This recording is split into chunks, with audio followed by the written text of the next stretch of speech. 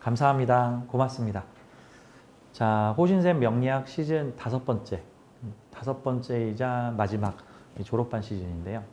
이 시즌 5번째의 제목은 형충회합과 신살입니다. 형충회합은 일종의 명리학 공부의 일종의 활용정점이라고나 할까? 이제 마지막에 좀 부족한 부분을 싹 채워서 빈자리를 메꾸자라는 측면에서 이 지지의 글자들 간의 작용력의 과정에 대해서 설명을 하는 내용입니다. 그래서 우리 시즌 5번째 제목은요. 형충회합과 신살. 2년 전 버전에서는 형충회합과 스토리텔링 명리라는 내용으로 해서 영성학적인 내용을 시즌 5에서 하려고 그랬는데 시즌 4에서 다 했어, 그거는. 그래서 시즌 4번째가 아니라 시즌 5번째에서는 이 형충회합과 신살해서 전반부에 한 20여 강 정도는 주로 이 형충회합과 관련된 형충회합이 한마디로 형하고 충하고 각종 합을 이제 회합이라고 표현을 한 거예요. 이것저것 다 모은 모듬회, 회합, 그 외에 기타 뭐 해라든가 파라든가 격각이라든가 귀문이라든가 원진이라든가 이런 것 등등을 모두 포함하는 형충회합, 그 패키지 외에다가 또 신살이라고 하는 내용들을 같이 공부를 해볼 겁니다. 그래서 한 25에서 30강 정도는 형충회합, 그다음에 한 10에서 15강 정도는 신살에 대해서 얘기를 할게요. 신살은 되게 다양한 종류가 있는데 명리학에서 신살이라는 말은 되게 광범위하게 활용이 돼서 이 신살의 범위를 어떤 명리 선생님은 요만큼 두는 분도 있고 어떤 분들은 이만큼 두는 분도 있고 어떤 분들은 엄청나게 큰 범위로 두는 부분이 있어서 어떤 특정 기운에 대해서 누구는 이걸 신살이라고 하기도 하고 누구는 신살이 아니다라고 하기도 해요. 예를 들어서 12운성에 대해서도 12운성도 신살의 일종이다 하시는 분이 있는가 하면은 아니다, 12운성은 12운성이고 신살은 신살이다 하시는 분도 계시는데 이건 누군가 절대적 존재가 나타나 교통정리를 해주는 게 아니기 때문에 각자 자기가 믿고 싶은 범위로 이제 작용을 하면 됩니다. 일반적으로 신살이라고 하면요, 대표적인 게 12신살, 12신살 계열들하고 우리가 흔히 알고 있는 각종 작용력들을 말하는 건데 요즘 현대적인 범위에서 이 신살을 요즘 말로 얘기를 하면 무슨 징크스, 무슨 증후군, 무슨 효과, 무슨 이펙터 이런 형태라고 보면 돼요. 이거를 그냥 싹 다 합쳐가지고 신살이라고 이제 표현을 한 건데 이게 보통은 신이 붙으면 긍정적 요인으로 많이 이름을 붙이고 살이 붙으면 대체적으로 부정적인 겁니다. 그러니까 한마디로 신살이라는 거는 명리학에서의 부정적 작용과 긍정적 작용을 그냥 총망라한 거다. 이렇게 이제 보면 되겠죠. 무슨 살하고 붙은 것들은 신살의 산이고 무슨 신이라고 이제 표현하는 거는 중도적 의미이거나 긍정적 의미이거나 이런 식으로 보면 되겠습니다. 그래서 40강에 걸쳐서 대략 한 5개월 정도니까 내년 4월까지 함께 진행을 할 것 같은데요. 함께 형충회합과 신살 시간을 함께 해보도록 하겠습니다. 자, 오늘 첫 번째 1강은요. 개요에 대한 내용들을 좀 보도록 하겠습니다.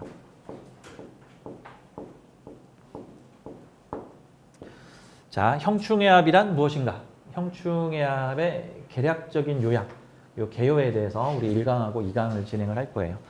이 형충회합을 이렇게 표로 만들어 놨습니다. 요 밑에 지금 아주 깨알같이 써진 요 표가 있죠. 이게 형충회합 한 장에 모아놓은 표예요. 여러분들한테 드리는 그 내용 중에 핵심도표라는 거 있잖아요.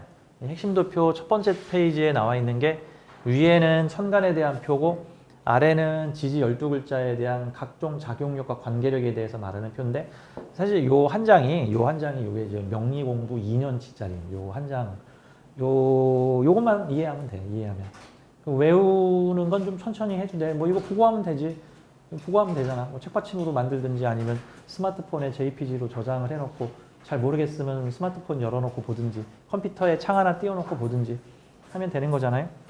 요 한 장에다 모아놓은 거예요. 그래서 이 형충회합반은 요 지지의 각종 작용에 대해서 함께 공부를 해볼 건데 요 표를 보는 방법은 아시죠?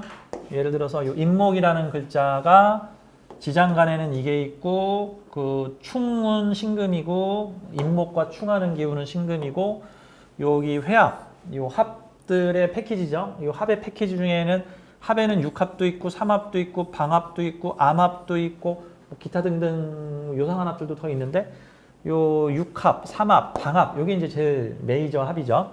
얘네들하고 해서 임목이 육합을 하는 거는 해수구, 임목이 삼합을 하는 거는 오화구, 임목이 방합을 하는 것은 묘목이나 진토고 이런 형태다라고 보면 되는 거고 임목이 암합을 하는 존재는 같이 지장간에서 축토나 미토, 축토, 미토, 유금 같은 애들이 지지에서 암합작용을 좀 강하게 한다. 암합이라는 거는 약간 비공식적인 합 같은 건데 공식적으로는 쟤네 몰라요 하고 있는데 너네 둘이 사귀는 거 다 알아. 너네 둘이 내통하는 거 다 알아. 뭐 대통령과 검찰이 친하잖아. 우린 몰라요. 우린 공식적으로 다른 기구예요. 우리는 공식적으로 수사할 겁니다. 뭐 이런 형태들. 너네들 암합하는데 우리가 믿을 수 있겠어? 완전히 암합을 안 하는 다른 조직한테 너의 수사를 맡겨야 되지 않겠어? 약간 이런 내용들이 암합이 있느냐 없느냐 같은 건데 이제 좋거나 나쁘거나 하는 관점으로는 보지 마세요. 이거는 좋은 것도 아니고 나쁜 것도 아니에요. 왜 그러냐면 어떤 상황에서는 좋게 작용할 수 있는데 어떤 상황에서는 나쁘게 작용하고 누군가한테는 좋게 작용하는데 누군가한테는 나쁘게 작용하고 이런 형태로 볼 수가 있는 거죠. 뭐 그 외에 여기 다양한 요소들이 있죠. 원진, 귀문, 그 다음에 형, 파, 해, 격각 이제 이런 요소들이 임목의 각종 작용을 나타내는 글자들은 이런 글자들이 있고 이런 글자들을 만났을 때 지지의 환경에서 이런 글자들을 만났을 때 어떤 작용력, 어떤 현상들, 어떤 에너지의 왜곡이 벌어질 수 있다. 이제 이거를 배우는 게 형충회합입니다. 자, 두 번째 페이지에 여러분에게 나눠드린 교재를 보면요. 이게 형충회합 조견표예요. 조견표. 형충회합은 기본적으로 지지에서만 작용을 합니다. 천간에서는 형충회합이라는 작용이 나타나지 않아요. 지지에서만 작용합니다. 사실 명리학은 크게 이렇게 보면 돼요. 명리학은 천간의 생극제화, 지지의 형충회합, 천간 지지간에는 12운성 이런 작용이 주로 메인으로 나타납니다. 그러면 이 명리학은 기본적으로 에너지 간의 생극 관계가 가장 중요하고 생극 관계 내에서도 또 합이 붙는 경우가 있어요. 그리고 합극이라고 하기도 하고 생극이라고 하기도 하는데 합을 해서 극을 하든가 합을 해서 생하든가 뭐 하는 작용들이죠. 천간에서는 합극밖에 없고 지지에서는 합극도 있고 합생도 있어요. 합이라는 거는 마치 수학 공식 풀 적에 가로로 묶어놓은 것 같습니다. 얘네들끼리 먼저 계산을 하고 요 값을 가지고 다른 애들하고 계산을 하시오. 얘네들끼리 우선적으로 에너지 관계를 해결하시오 같은 게 일종의 합을 해놓은 거거든요. 예를 들어서 우리 집에 무슨 비상자금이 있는데 이 비상자금을 학교랑 합을 해놨어. 그러면 최우선적으로 어디에 쓰라고 하는 돈이야? 그쵸? 뭐 학교 다니는 돈, 뭐 이런 거죠. 뭐 또는 뭐 여행 갈 돈으로 이렇게 묶어놓은 돈이죠. 그래서 용도에 제한이 걸려 있는데 해당 용도에서는 아주 빠르게 잘 사용될 수 있는 돈 같은 거죠. 그래서 일단은 이 명리학에서는 그냥 딱 두 개로 나누자 그러면은 그 오행간의 생극 관계가 가장 중요합니다. 이게 1번이에요. 근데 그 생극 관계에서 우선순위를 정해놓은 게 합이라는 개념입니다. 그래서 합 걸린 건 우선 걔네들부터 먼저 해결해라. 그래서 둘로 나누면 생극, 셋으로 나오면 합생극. 이제 이렇게 보면 되는 거예요. 특히 천간은 딱 요거밖에 없어요. 천간은 합, 생극 딱 요 세 가지 작용밖에 없습니다. 근데 지지에서는 생극 관계 플러스 형충회합 관계가 복합작용합니다. 지지에서는 복합작용을 해. 이게 저기 하늘로 날아다닐 때는 비행기가 날아다닐 때는 그냥 오르고 내리는 것밖에 없는데 지지로 자동차가 다닐 때는 가서 신호등도 걸려야 되고 지하철도 가야 되고 정비도 받아야 되고 어디 검사도 받아야 되고 어디서 S차 코스에서 돌다 가야 되고 어느 코너에서는 검문도 받아야 되고 뭐 이런 형태들이죠. 예를 들어서 서울하고 부산 간에 직통고속도로가 뚫렸다. 그러면 그 도로는 뭐예요? 서울 부산 합 관계예요. 서울 부산 합. 자, 합 걸린 도로 있죠. 뭐 예를 들어서 뭐 서울 문산 전용 고속도로. 특히 앞에 전용 이런 거 붙잖아. 그러면 그게 명리에서 합 붙었다라는 소리를 보면 돼. 전용이라는 건 뭐죠? 우선 그 길 가는 용도를 최선을 다해서 만들었고 그 외의 용도는 내 알 바 없음 뭐 줄 수도 있고 안 줄 수도 있고 뭐 직원 전용 식당이라고 만약에 식당이 생겼어. 그러면 그 식당은 딴 건 몰라도 직원 밥은 세상 모르게 주겠다는 거죠. 직원 전용 식당. 이렇게는. 그럼 외부인이 먹을 수도 있고 안 먹을 수도 있는데 보통은 사정이 여의치 않으면 보통은 직원을 우선으로 줄 거고 혹시라도 밥이 남든가 뭐 여력이 있든가 그러면 일반인들도 먹게끔 할 거고 근데 일반이 먹으려면은 그게 직원 전용 식당이니까 뭐 돈을 좀 더 내든가 아니면 뭐 직원과 반드시 동행해야만 먹을 수 있다든가 뭐 이런 형태 등의 제약이 걸릴 수가 있겠죠. 자, 근데 지지에서는 이렇게 합생극 외에 형충회합이라고 하는 관계가 걸려 있어요. 자, 그러니 형충회합이 뭔지를 좀 비유로 이해하기 쉽게 이렇게 얘기를 하는 겁니다. 자, 우리 일상생활에서 생극관계, 마치 이런 걸 보죠. 시집간 딸이 어머니랑 연락을 하게 됐는데 이제 어머니가 이렇게 물어봅니다. 아유, 그래, 김서방이 잘해줘?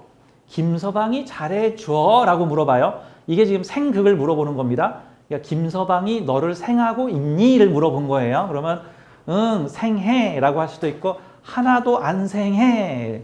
오히려 내가 생해 이럴 수도 있을 거예요. 남편 공부하는데 제가 돈 벌어서 학교 보내주고 있어요. 뭐 이러면 아이고 남편이 저를 생해요? 제가 남편을 생합니다. 뭐 이런 요소 있죠. 자 그러면 근데 이거를 이렇게 말해요. 남편이 저를 생해요. 생해요. 그럼 이제 어머니께서는 구체적으로 물어볼 수 있습니다.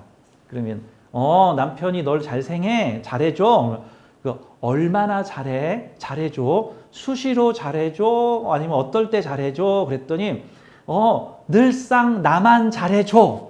그러면 이게 합생이에요. 합생. 나만 잘해.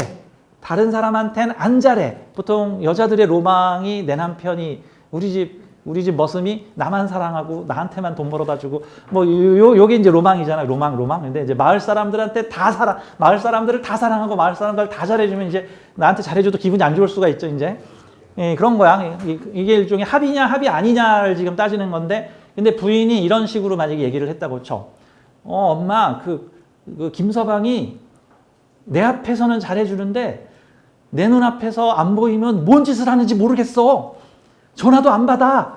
연락도 안 돼. 집에도 잘 안 들어와. 근데 일단 집에 들어오면 나한테 잘해줘. 이런 거는 생은 생인데 무슨 생이에요? 약간 뭐 조건이 살짝 걸린 생이죠. 생. 그래서 혹시 너네 안 다퉈? 그랬더니 그것 때문에 내가 다퉈 라고 그러면은 이게 형이 걸린 생이에요. 형이 걸린 생. 좀 이런 거 있죠. 김서방이 말귀를 못 알아들어. 나 생일날 돈으로 달라 그러니까 굳이 꽃을 들고 왔어. 무슨 선물을 사갖고 왔는데 내가 가장 싫어하는 무슨 선물을 사갖고 왔어. 나한테 좀 물어보고 협의를 좀 하고 사올 것이지. 자기 혼자서 뭘 사와가지고 그거 다시 환불해갖고 돈으로 바꿔오느라 내가 고생했어. 이게 지금 형 걸렸다는 소리예요. 형. 그럼 형이 걸리면 협의를 해야 돼, 안 해야 돼? 협의를 안 하고 하면은 왜 이딴 걸 도와줬어? 할 수가 있죠. 그러면 누가 더 억울해? 생 받은 사람이 억울해? 생 해주고 욕먹은 사람이 더 억울해? 그치, 생 해주고 욕먹은 사람. 그러면 목생화에서 형이 걸렸다 그러면 임목과 사화의 관계겠죠. 내년에 이제 을사년이 나면 임목과 사화 같은 경우도 그런 형태 서로 좀 협의를 해 보아라 같은 거죠. 경우에 따라서는 이런 것도 있어요. 그러면 그럼 김서방이 또 어쩔 땐 어쩌니? 라고 물어봤더니 가끔 토라지면 집에 안 들어와. 나랑 얘기를 안 해. 지금 이게 무슨 관계냐면요. 파가 난 거예요. 파. 이게 깨어질 파자거든요. 깨어질 파자. 깨졌다는 거야. 깨지면 그러면 토라질 땐 너한테 잘 안 해줘. 나한테 말도 안 해. 도와주지도 않아. 나한테 뭐도 안 해줘. 여러분 이게 판 거예요. 그러면은 그 지지 6합 중에 합도 되고 파도 되는 이중으로 걸려 있는 게 있어요. 그게 그 사신합파 또는 사신합형, 그 다음에 해인합파 같은 거거든요. 해인합 같은 경우에는 합도 되는데 파도 돼. 그 다음에 사신합 같은 경우에는 육합 계열인데 합도 되는데 형도 돼. 그런 거 뭐죠? 그 합도 되는데 형도 돼. 그러면은 너 어때? 연애 잘 되냐? 그랬더니 떨어지면 너무너무 보고 싶은데 만나면 맨날 싸워. 어디 같이 등산 가기로 했는데 등산 가서 막 좀 툭탁툭탁 했어. 뭐 여기 가자 저기 가자 해.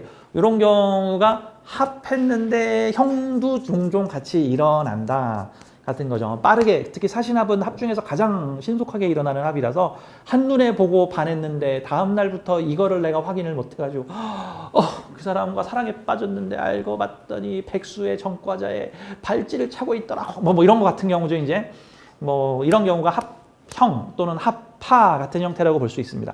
파 같은 경우는 깨졌다가 또 다시 합했다가 깨졌다가 또 합했다가 같은 거, 가끔은 로맨스 소설이나 애정 소설 같은 걸 볼 때 학교 다닐 때 CC였는데 그 친구가 미국을 가는 바람에 한 2년 동안 연락이 끊어졌다가 얼마 전에 다시 한국에서 온 그 남자를 보고 다시 사랑에 빠졌어요. 뭐 이런 것들이 합도 되고 파도 되는 거죠. 아니 깨졌으면 끝나는 건데 또 보더니 또 이렇게 또 합을 했어. 이런 요소들이 합도 되고 파도 있을 수 있다 같은 요소라고 볼 수가 있겠죠. 그러니까 쉽게 말해서 생해주니, 생을 받고 있니, 또는 극하니, 극을 받고 있니 같은 거예요. 자, 반대로 어머니가 딸한테 이렇게 전화를 겁니다. 네 남편이 네 말을 잘 듣니? 라고 물어본다는 거는 너가 남편을 잘 극하고 있니? 라는 말 같은 거예요. 그리고 너 남편이 그렇게 사고를 친다며 너 쫓아다니면서 남편을 잘 조절해야 되지 않겠니? 라는 말은 합극을 하는 소리예요. 합극.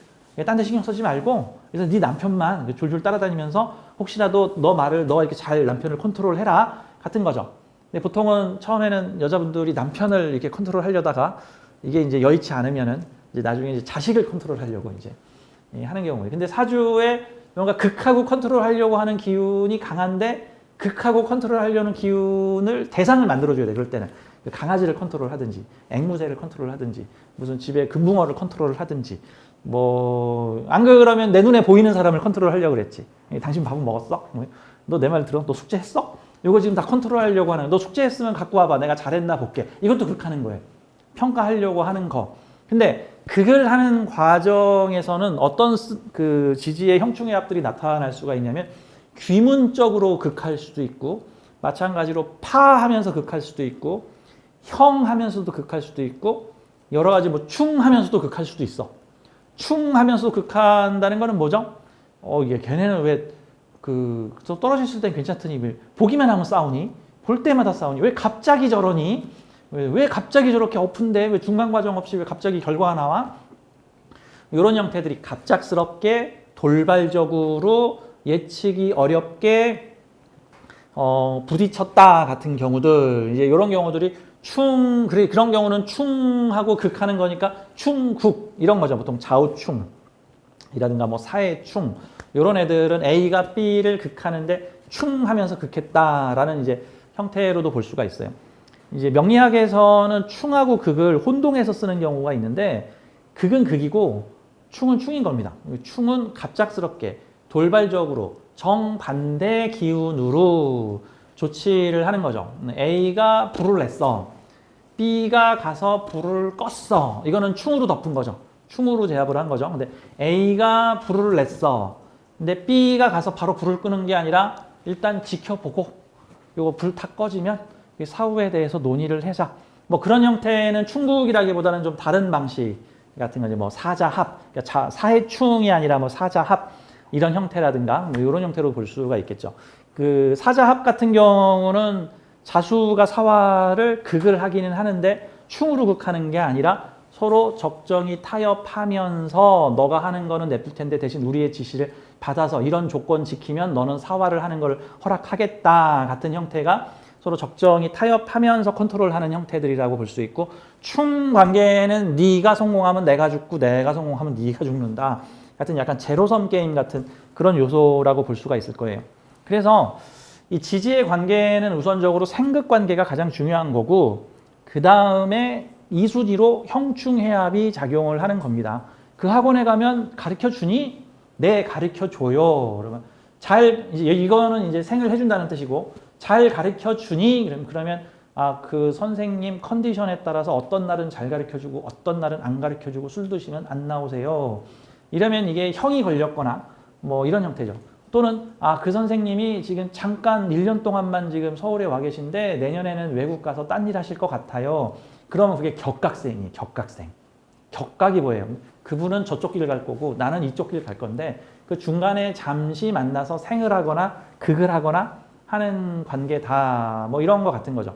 전쟁을 끝마치고 돌아온 늙은 군인이 전쟁을 하고 싶어서 안달이 난 동네 청년에게 무술을 가르쳐 주다 같은 거죠.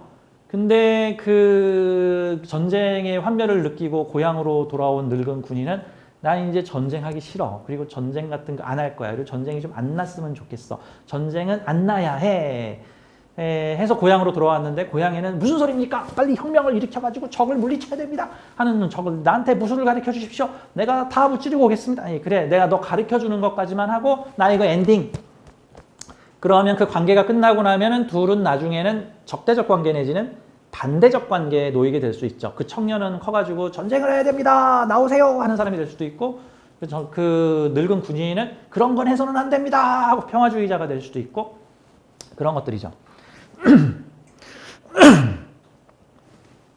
톰 크루즈 아저씨가 나오는 7월 4일생이라는 영화가 있는데 7월 4일생 베트남전을 배경으로 하고 있는 영화죠.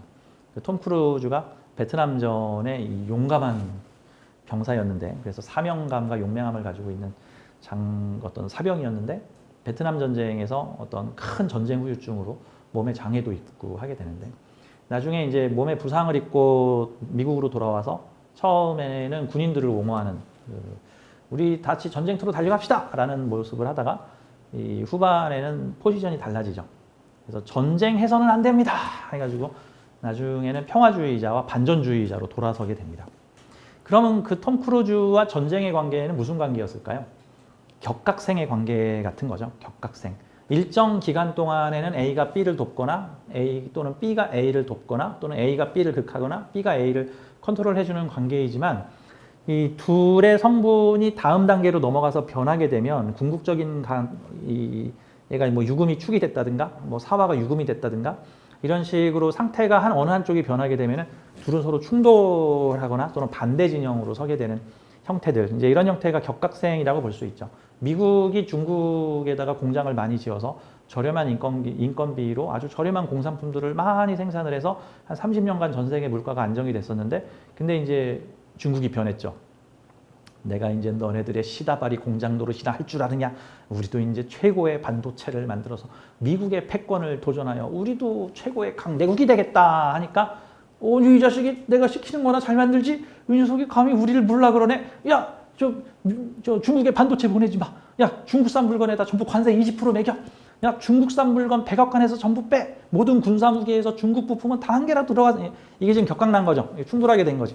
그 전까지만 해도 30년간 서로의 그 상생관계를 유지를 하고 있었는데 자본은 미국 자본, 제조 생산은 중국 이러고 서로 상생관계를 유지하고 있었는데 일정 시점이 되니까 이제 트럼피즘이 나타나죠. 야, 쟤 다 찍어 눌러. 저것들 이제 절대 눕지 마. 이제 저것들이 감히 우리를 넘보려고 해. 뭐 이런 것들은 격각이에요. 자, 그러니까 이런 것들이 그 우리의 삶에서 되게 흔하게 자주 나타나는 현상들입니다. 그래서 우리가 형충해합을 배울 때 사람들이 합은 좋은 거고, 뭐 형이나 뭐 파나 뭐 귀문이나 뭐 격각은 나쁜 거고. 사실 그렇게 치면 나쁜 게 더 많죠. 그런 식으로 치면은. 그런 관계가 아니라 다 필요한 관계다라는 관점에서 함께 배워보도록 하겠습니다. 그래서 생관계 A와 B의 생관계에서도 형충해합이 있고 A와 B의 극관계에서도 형충해합이 있다. 자, 이런 것들을 우리가 공부를 해보고 각자 내 사주에 어떤 작용이 더 많이 나타나느냐에 따라서 확률적으로 해당 환경들이 더 많이 나타날 수 있다. 즉 일지가 월지를 생하고 있으면은 내가 사회에 돌아가는 일을 돕는 역할을 하고 있는 건데 그게 격각으로 나타나고 있으면 일정 기간에는 내가 돕지만 일정 기간에는 서로 대립할 수 있다. 뭐 형 관계면은 수시로 조율해 가면서 그거를 돕는 작업을 하면 생하는 작업을 하면 된다. 이제 이런 형태로 그러면 나는 어떻게 살아가야 되는가? 다른 사람의 사주는 어떻게 살아보라는 경험을 주로 써놓고 있는가? 자, 이런 형태를 알아보는 거다라고 보시면 되겠습니다. 이 두 번째 페이지를 좀 보도록 할게요. 이게 지지의 형충해합 관계표입니다. 이 관계표는 이렇게 보면 돼요. 인목이 인목을 만났을 때, 인목이 묘목을 만났을 때, 인목이 진토를 만났을 때, 인목이 사화를 만났을 때 이걸 뭐라고 하느냐 같은 거를 보는 거예요. 인목이 인목을 만나면, 그러니까 지지에 인목이 두 개 있는 경우겠죠. 뭐 경인월 이민 1